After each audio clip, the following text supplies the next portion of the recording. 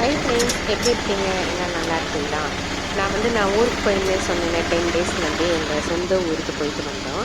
அப்போ வந்து ஊருக்கு போகும்போது பக்கத்தில் வந்து ஒரு சாமி பூஜை பொருள்லாம் இருந்தது. அப்போ வந்து நானும் எங்கள் ரிலேஷன்ஸ் எல்லாம் போனோம். பக்கத்தில் போய் எல்லாம் வாங்கிட்டு வந்தோடனே என்னென்ன வாங்கினேன்னா, எனக்கு நானே போய் ஆட்டோ கூட்டிகிட்டு வந்து அவங்கள ஏற்றிட்டு நான் அவங்கள கூட சேர்ந்தே நம்ம கிளம்பிட்டோம். அந்த பக்கத்தில் தான் இருந்தாலும் ஆட்டோவில் தான் போனோம்.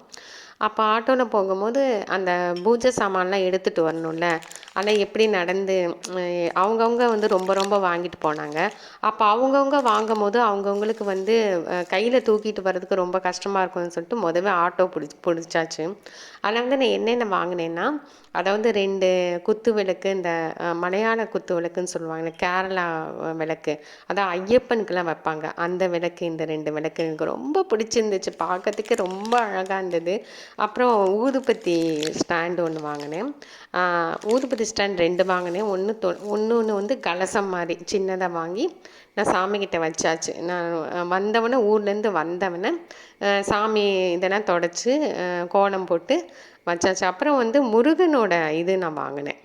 முருகனோட வந்து அந்த வேலோடு சேர்ந்த ஒரு விளக்கு வாங்கினேன்.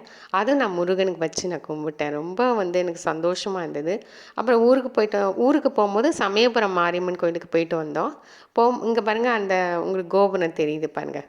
ஓகே ஃப்ரெண்ட்ஸ், பிடிச்சிருந்தா லைக் பண்ணுங்கள்.